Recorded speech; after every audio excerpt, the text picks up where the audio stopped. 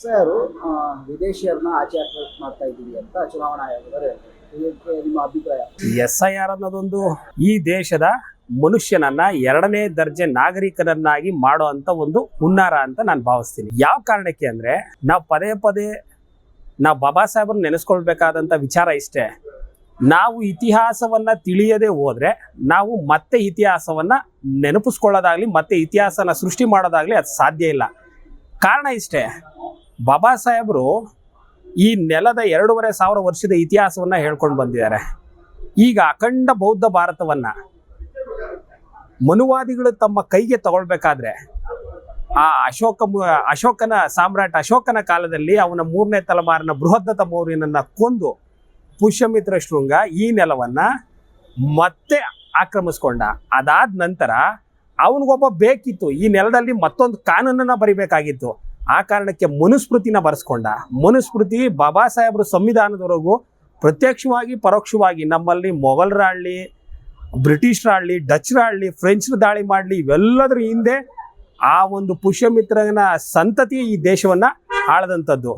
ಈಗ ಬಾಬಾ ಸಾಹೇಬರ ಸಂವಿಧಾನದ ನಂತರ ಈ ದೇಶದಲ್ಲಿ ಸಮಾನತೆ ಕಾಣ್ತಾ ಇದ್ವಿ.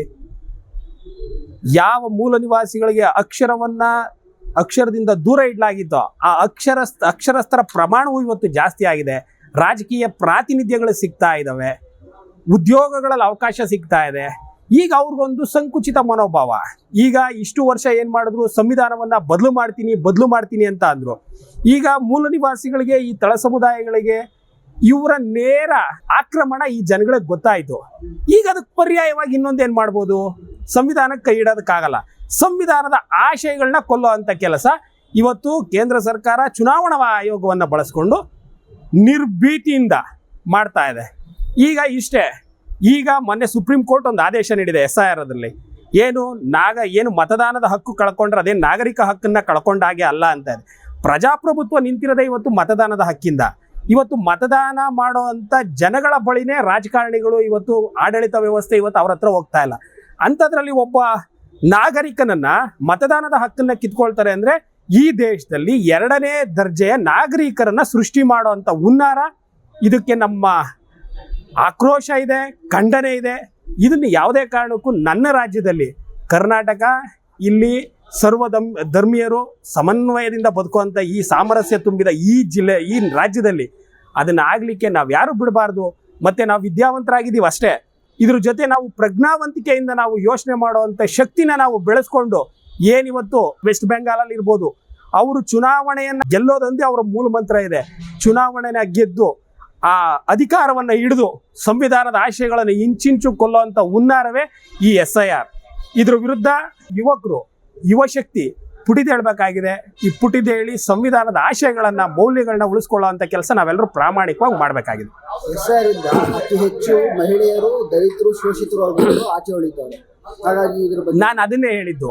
ಈಗ ಬಾಬಾ ಸಾಹೇಬರು ಸಂವಿಧಾನ ಬಂದ ನಂತರ ಯಾರ್ಯಾರು ಮುಖ್ಯಸ್ಥರಿಗೆ ಬಂದ್ರು, ಇದೇ ಮಹಿಳೆಯರು, ಇದೇ ದಲಿತರು, ಇದೇ ಆದಿವಾಸಿಗಳು, ಇದೇ ಅಲ್ಪಸಂಖ್ಯಾತರು, ಇವ್ರುಗಳೇ ತಾನೇ ಮುಂದೆ ಬಂದಿದ್ದು.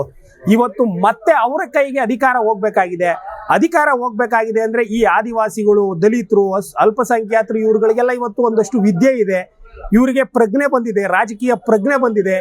ಈ ಪ್ರಜ್ಞೆ ಮೂಲಕನೇ ಇವತ್ತು ಕೇರಳ, ತಮಿಳುನಾಡು ಅಂತ ರಾಜ್ಯಗಳಲ್ಲಿ ಅವರ ಅಸ್ತಿತ್ವ ಅವರು ಉಳಿಸ್ಕೊಂಡಿದ್ದಾರೆ. ಈ ಕಾರಣಕ್ಕೆ ಕರ್ನಾಟಕದಲ್ಲಿ ಏನು 2028-29 ಚುನಾವಣೆ ಹತ್ರ ಬರ್ತಾ ಇದೆ, ಈ ಕಾರಣಕ್ಕಾಗಿ SIR ಮಾಡ್ತಾ ಇದ್ದಾರೆ. ಅವರ ಏನು ಈ ಆಷಾಢ ಭೂತಿತನದ ಈ ಒಂದು ನಡೆ ಇದೆ, ಇದನ್ನ ನಾವು ಧಿಕ್ಕರಿಸುವಂತ ಮನಸ್ಥಿತಿನ ನಾವು ಕೆಲಸ ಮಾಡಬೇಕಾಗಿದೆ. ಜೊತೆಗೆ ಈ 30ನೇ ತಾರೀಕು ಜಾಗೃತ ಕರ್ನಾಟಕದವರು ಬಹಿರಂಗ ಚರ್ಚೆಗೆ ಆಹ್ವಾನ ಕೊಡ್ತಾರೆ ಬಿಜೆಪಿ ಮತ್ತೆ ಚುನಾವಣಾ ಆಯೋಗ. ಹಾಗಾಗಿ ಇದು ಬೆಂಬಲಿಸ್ತೀರಾ? ಈಗ ಜಾಗೃತ ಕರ್ನಾಟಕ ಇವತ್ತು ರಾಜ್ಯದುದ್ದಕ್ಕೂ ರಾಜಕೀಯ ಸಂಘಟನೆ ಆಗಿ ಇವತ್ತು ಯುವಕರಲ್ಲಿ, ಮಹಿಳೆಯರಲ್ಲಿ, ದಮನಿತರಲ್ಲಿ, ಅಲ್ಪಸಂಖ್ಯಾತರಲ್ಲಿ ಒಂದು ರಾಜಕಾರಣದ ಒಂದು ಪ್ರಜ್ಞೆಯನ್ನ ಮೂಡಿಸುವಂತ ಕೆಲಸ ಜಾಗೃತ ಕರ್ನಾಟಕ ಮಾಡ್ತಾ ಇದೆ. ಇವತ್ತು ಅರ್ಧ ಬರ್ಧ ಓಡಾಡ್ತಾ ಇರೋ ಬೇರೆ ಬೇರೆ ಪಕ್ಷಗಳ ಮುಖಂಡರುಗಳಿಗೇನೆ ಬಿಜೆಪಿ ಮುಖಂಡರು ಉತ್ತರಿಸಲಾಗದಂತ ಸ್ಥಿತಿನಲ್ಲಿದ್ದಾಗ ನೀವು ರಾಜಕಾರಣದ ಪ್ರಜ್ಞೆಯನ್ನ ತುಂಬುವಂತ ಕೆಲಸ ಜಾಗೃತ ಕರ್ನಾಟಕ ಮಾಡ್ತಿದ್ದೀರಾ. ನಿಮ್ಮನ್ನ ಎದುರಿಸೋ ಅಷ್ಟು ಶಕ್ತಿ ಆ ಬಿಜೆಪಿ ನಾಯಕರಿಗೂ ಇಲ್ಲ, ಮತ್ತು ಚುನಾವಣಾ ಆಯೋಗಕ್ಕೂ ಇಲ್ಲ. ನಾವು ಜಾಗೃತ ಕರ್ನಾಟಕಕ್ಕೆ ನಾವು ಬೆಂಬಲವಾಗಿ ನಿಲ್ತೀವಿ.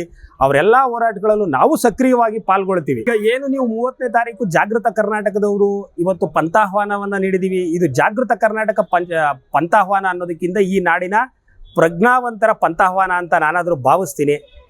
ಬಂದು ನೇರವಾಗಿ ಪಂಥಾಹ್ವಾನಕ್ಕೆ ಬಂದರೆ ಅವರು SIR ಮಾಡೋದ್ರಲ್ಲಿ ಒಂದಷ್ಟು ವಿಷಯಗಳು ಇರುತ್ತೆ ಅಂತ ನಾವು ಭಾವಿಸೋಣ.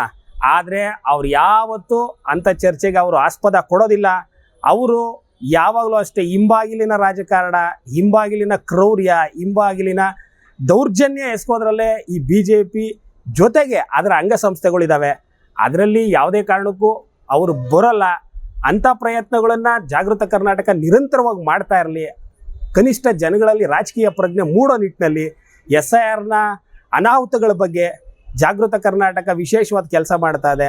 ನಾನು ಜಾಗೃತ ಕರ್ನಾಟಕಕ್ಕೆ ವಿಶೇಷವಾದ ಅಭಿನಂದನೆಗಳನ್ನು ಸಲ್ಲಿಸ್ತೀನಿ. ಜೊತೆಗೆ ಜಾಗೃತ ಕರ್ನಾಟಕದ ಎಲ್ಲ ಹೋರಾಟಗಳಲ್ಲಿ ಪಕ್ಷಾತೀತವಾಗಿ ಎಲ್ಲ ಯುವಕರು, ದಮನಿತರು, ಆದಿವಾಸಿಗಳು, ಅಲ್ಪಸಂಖ್ಯಾತರು ಈ ಒಂದು ಏನು ಆಂದೋಲನ ನಡೆಸ್ತಾ ಇದ್ದಾರೆ ಇದಕ್ಕೆಲ್ಲರೂ ಬೆಂಬಲ ಕೊಡಲಿ ಅಂತೇಳಿ ನಾನು ಶುಭವನ್ನು ಕೋರ್ತೀನಿ.